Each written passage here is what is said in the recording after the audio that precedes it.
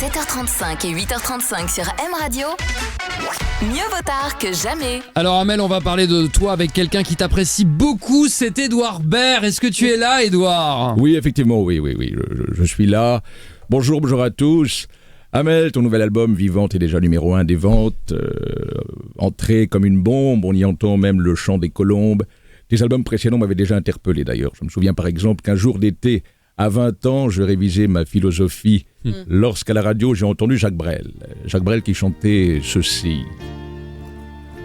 Tenter sans force et sans armure d'atteindre l'inaccessible étoile, telle est ma quête, suivre l'étoile. Alors des années plus tard, quand Amel a chanté qu'elle voulait viser la lune, je me suis dit qu'elle avait raison. Comme disait Oscar Wilde, il faut toujours viser la lune car même en cas d'échec, on atterrit dans les étoiles. D'ailleurs, Jacques Brel aurait très bien pu le reprendre à sa manière. Imaginons un instant. Viser la lune, ça ne me fait pas peur, même à l'usure j'y crois encore, et encore des sacrifices, monsieur, s'il le faut, j'en ferai, et j'en ai déjà fait, mais toujours le poing levé. Excusez-moi. Alors attendez, 8h36, Monsieur Sarkozy, qu'est-ce que vous faites là, vous ? Excusez-moi, Ouais. Elle est pas mal du tout cette chanson, hein. Ah ouais, il paraît que vous l'écoutez souvent en bagnole, on a appris ça il y a pas très longtemps, Monsieur Sarkozy. Oui, c'est vrai, je confirme. D'ailleurs, tout récemment, je me suis permis de réécrire un petit peu les paroles. Vous permettez ? Ah bah avec plaisir, on écoute ma philosophie. Sur les conseils de mon avocat. Je ne suis pas comme Balkany, et j'ai rien touché de Kadhafi. Je croyais même que Big Malion, c'était le nom d'une marque de savon.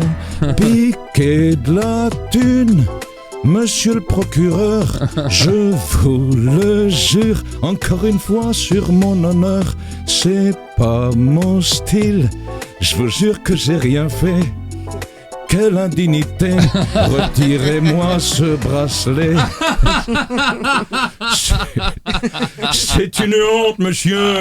C'est un scandale, monsieur. Ah bah, tiens, l'arrivée de Jean-Luc Mélenchon, qu'est-ce que vous faites là, vous aussi ? C'est une honte, monsieur. Une honte de parodier une si belle chanson communiste. Quoi, comment ça, communiste ? Ouais. Toujours le point levé. Ah, Vous allez pas me dire qu'on chante ça à Neuilly, non ? Bon. C'est une honte. Personnellement, je dois dire que j'aime beaucoup Amel Bent aussi. D'ailleurs, ces dernières années, à chaque résultat électoral, mes amis me chantent toujours la même chanson. laquelle ? Ne retiens pas tes larmes. Amel l'avait, hein. Il faut dire que c'est une très belle chanson, ça. Ne retiens pas tes larmes. Hein. D'ailleurs, je crois qu'aujourd'hui, en duplex du paradis, il y a quelqu'un que Amel a très bien connu qui veut lui faire un petit clin d'œil. C'est monsieur Charles Aznavour. Ne retiens pas tes larmes.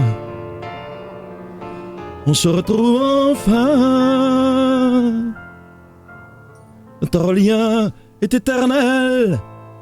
Tu le sais, ma chère Amel. Je ne serai jamais loin.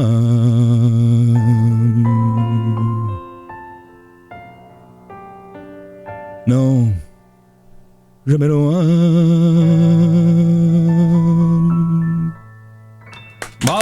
Bravo Yann Jamais qu'on retrouve tous les matins en direct sur M Radio à 7h. Ah oui, il m'a fait pleurer. Oui, t'as fait Il m'a mis pleurer. les larmes aux yeux. Oui, Ouais, quand ouais. c'est le lien que Ah, tu Tu as as, beaucoup d'émotions, Amel. je trouve, dans la voix. Bah oui. Bravo. Eh ben merci. À 7h35 et 8h35 et Charles Aznavour qui t'adorait, qui t'aimait beaucoup. Eh ben, j'espère. Non mais si, c'est vrai, il l'a En tout dit. cas, moi, je l'aimais d'amour. Je l'aime toujours. Il l'a dit, on l'aimera toujours. Merci beaucoup Yann, tes auteurs. Merci David Johnson, Michael Turgeman et Séverine de Verder. Et bravo à toi parce que tu le dis pas mais t'y vas de ta plume aussi. Un petit peu aussi, oui. Bah alors.